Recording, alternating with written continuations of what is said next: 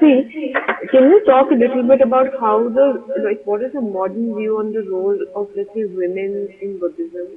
Because, I mean, I know, like, historically, my understanding is like, they weren't allowed to, for example, be monks. And, even somewhere in the introduction to Shantideva, it says that, oh, if you want to, get rid of sexual desire, imagine the woman's body as something repulsive and all of that. So would Yeah. you say that these days, a little bit that I listened to Ajahn Brahm, the Australian, Yeah. he seems to have a very progressive view on women as monks. He's opened a nuns monastery and things like that. But what would you say is the more general view on terms of the role of women in Buddhism and all of that? I think, first of all, historically, we have to see that Buddha initially refused to ordain women. And then, well, his logic was his logic was that if men and women are both ordained and they start living together, because all human beings are not perfect, they will fall, they will be attracted, they will have sexual relationships, and this would be detrimental to the whole dharma as a whole. So he would say, and he even said it, even after he agreed to ordain women, that if my dharma had to last 10,000 years, now it will last only 5,000 years. Not blaming the women, but saying that having started with men, I mean, perhaps his logic would be if I was a woman and if I had started with women, then I would refuse to ordain men. Because he was saying that this sort of sexual tension, and we can look at this in the precepts also, this thing of I will not indulge in sexual misconduct. What is the sort of logic and all that? So that was his first reason. But then his mother and the other women in his family, they came and they said, 3 times they asked him and so on. And then somebody, I think Ananda said, also took their side and said that, if everybody has Buddha nature, then there should be no problem ordaining. So Buddha said, yes, everyone has Buddha nature and every woman can achieve Buddhahood, just like me. But again, living in a patriarchal society, which was totally patriarchal at that time, that his view that women can attain Buddhahood would not have percolated to anybody, including his own direct disciples maybe, but later people who became monks and ordained and formed big sanghas, and 500 years later, 1000 years later, become even more powerful and more rich. They still had the patriarchal view of looking upon women as inferior. So much so that even today, many Tibetan women who are born as Buddhists, who know the prayers, who go everywhere for all this teaching, one of their prayers, especially if they're not very educated or exposed to Western ideas, they're all praying that maybe be born as a man next time so that we can attain Buddhahood. Where some of the more educated men in the Tibetan community say this is totally wrong. You can become a woman, Buddha, even as a woman. And so even in some sutras, while they all affirm that women can attain Buddhahood, they always still somehow come back to the manhood, so to say. So even in the Lotus Sutra, there is a story of a dragon princess who says who makes a claim that she's attained Buddhahood, and the disciples of the Buddha say, how could that be possible? And no. So I think she says to the Buddha that I would like to attain Buddhahood. I don't remember the details. And then they said, no, of course you cannot do it because you have to be born again as a man. So she said, no, I can do it in this lifetime itself. And she does something, and within a flash of a second, she turns into a man and achieves Buddhahood. So it still reinforced that old idea that although women can reach, but that you have to somehow become a man first before you. So today, nobody will accept this. And the people who resist it are really the last old generation of the very old monks who are with the Dalai Lama and who are mostly 70, 80, not even 70, 80, 90 years old sometimes, those who are living. And now they have a sort of a doctrinal opposition to ordaining nuns, which is that when the Buddha laid down the rules in the Vinaya of how some monk or nun should be ordained, there were certain preconditions required. So if I want to become a monk, first of all, I must have a preceptor who is my teacher, who will accept me and say, yes, you are qualified in terms of your human development. Then there have to be some 5 senior monks, there have to be 5 junior monks, there has to be your preceptor. Now, over the years, the lineage of nuns disappeared because of this patriarchal attitude. Say, for example, in Tibet, at the time between 1949 and 59, when the Chinese troops came, almost all the nuns were raped, killed, murdered, kidnapped, and so on. So that lineage, so today, if a Tibetan woman wants to become a nun, a fully ordained nun, there are various stages, novice and then intermediate and then, so we are talking of the fully ordained. The other types of nuns are there. And they have been ordained, even within the Tibetan tradition. Then the argument used is, oh, but where are the 5 senior monks, senior nuns? The lineage has died out. So they use that sort of argument. Now even But can't men be sitting as 5 senior monks for women? that they will not do, because they are opposing ordination for nuns. These are only arguments. Of course, this is obvious. You could do that. I mean, it will actually give you a sense of superiority. You are ordaining the nun, not 5 other nuns. But they are not willing to look at that. So now, even say, for instance, Jetsun Martens in Palmo, she had to go to Taiwan or Hong Kong, I think Taiwan, to be ordained in the Chinese tradition.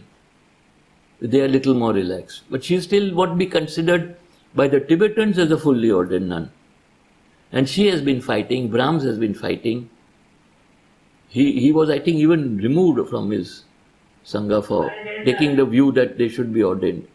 Because once you open the monastery, I think the forest tradition before it, something like that. Yeah, so they have, now the thing is that in every sect of Buddhism today, every tradition, there are progressive monks and nuns who argue for full-fledged ordination of nuns, and there is the old guard who will resist.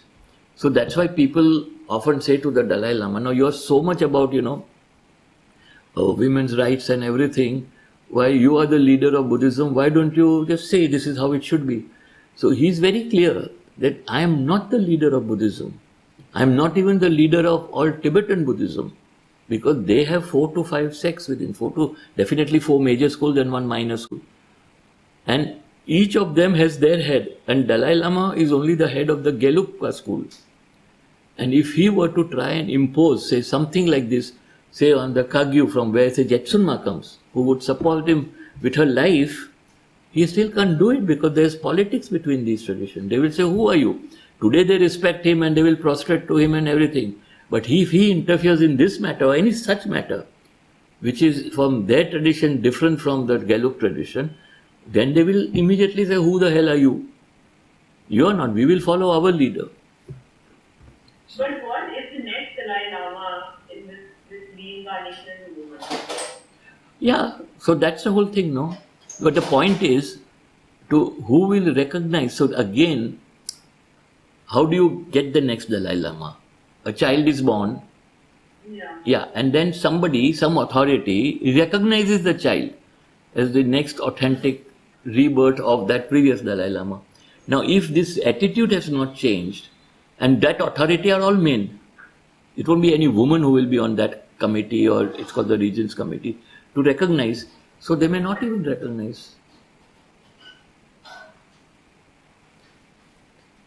And this is Dalai Lama's indirect way of actually again asserting that women can be exactly equal to men.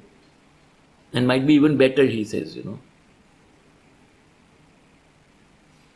But beyond that, he cannot impose this on somebody else. doesn't he make a prediction about where he'll be reincarnated or something? Like you said, he said he will not be born in China. Yeah, Because I so don't understand. if he can leave a last testament, uh, but the point is, even if he says, let's say that he writes over there, I have decided that I will come back as a woman. Supposing he writes that, these fellows will just say, oh, we are not able to find that woman. Where is she? So difficult. How to do? So many women, we can't find, we can choose one. I mean, they can, and it's going to be even more complicated because China will definitely have its own candidate. You see, if the Chinese are smart, they'll pick a woman. If they're politically really smart. Annie, how would you answer your own question? What would Annie- sexual misconduct be today? I think, I subscribe a little bit to this idea that you mustn't sit either in a position of judgment because everyone's context is different. So, at the same time, I'm not for commoditization of sex as it happens or sexual relation as it happens through these dating apps where it's just about, meeting your, so to speak, immediate physical needs. So I'm quite opposed to that point of view. But at the same time, if you have to be, you can't sit in a position of judgment, is what my understanding has been. So in that sense, one has to move forward with what is considered, for example, in many Nordic countries, marriage is irrelevant, and I'm okay with that. If marriage is just a legal, it started as a 300-400-year-old concept just to build, assets and things like that. But today, if people see that it's irrelevant and instead base their relationships on something more, emotional or some intellectual connection, then marriage becomes irrelevant from institution, so to speak. Having said that, if someone wants to get married and they believe in the idea, then we can't say that, oh no, it's not a progressive institution anymore, so we must abandon it. So I think that, I'm opposed to the commoditization of it because I feel like it creates a lot of anxiety in young people because then if it's a commodity, it's about how you appear on, so to speak, a market. And then the market is it has boundaries on what is accepted, what is not accepted, which leads to a lot of anxiety in young people. That I'm opposed to. Other than that, whether people want to have open relationships or threesomes, as long as one person is making that choice who has, to a certain extent, consciously, by understanding the pros and which is to go to the Buddhist point, understanding the causes and conditions. Like if I get into this kind of an act, am I going to be able to deal with the emotional consequences of that? As long as you have considered those, then it's okay. That would be my point of view, so to speak. So I had said that I would also say that I have some views on this. And the first thing, I was thinking about this when I was 22, 23 years old, in sort of answers to questions like, are we by nature monogamous or polygamous and so on, which all teenagers and young people think about. So at that time I used to think, and more or less I think I still, that when it simply comes to the sexual instinct, we are by and large, I think, polygamous. And monogamy is being imposed by society. But when it comes to the procreative instinct, we are monogamous because human children are not like kittens who can be independent in 3 months. They need being taken care of till they become adults themselves, and sometimes even beyond that. So that's one thing. But the other thing now, I still feel, so take for example, the example of the Ghotul in the Bastar region. I don't know if still in modern times with this government it is allowed to function or not. But when teenagers in those days, if you read Veria Elvin's books on the life of the people there, that teenage boys, girls would live together like in a commune. There were rules. They could experiment sexually. But one of the rules was that if any guy got a girl pregnant, they had to marry and push off. And he had to then marry that girl. But other than that, they could use I mean, they could change partners freely and so on. Now, the point is that I used to think then, and I till to some extent I do think that this allows a sort of exploration of that polygamous sexual instinct. And once that curiosity and that thing is over, you cross that stage. And even if you make somebody pregnant and then you're getting married to her, you still have had some experiences before that. So it's not something, tempting and, how would it be with somebody else? No. And so now I am of the view is that today we will not be able to tackle problems of sexual misconduct, rape, everything that some people call sexual misconduct and some don't, and pornography and all these problems till we develop a healthy attitude to sex and sexual problems. So unless you have sex education in schools, unless this is never going to get solved. That's what I feel today. And I mean, like in Maharashtra, so many times, both Congress government, even Shiv Sena government, when they wanted to introduce sex education in schools. And the first to protest would be the Mahila Mandals of these same political parties. I mean, Mahila Mandals would come and say, no, the boys will have sex with our girls if you have sex education. So what are we talking about, I mean, Nordic countries are far north of us. So basically that means that there is no absoluteness about it. Actually is only a social construct. It is not even whatever married. your views are, whatever, even this thinking about this itself is determined by the socialization. Right. And you're breaking away from it and things like that. Of course. So even this thing of saying that I am libertarian or a polygamous in this and monogamous in this and whatever is also part of the way in which we want to compromise what is happening. That statement so of yours. nothing absolute in that sense. No, nothing is absolute. But in that sense, the comment you just made could apply to anything about economic policy, about farming and agriculture. I mean, anything, because it's all our conditioning. And that is ultimately what the Buddha said, that it all starts from the mind, it's all conditioning. We are just conditioned and we behave in that conditioned way.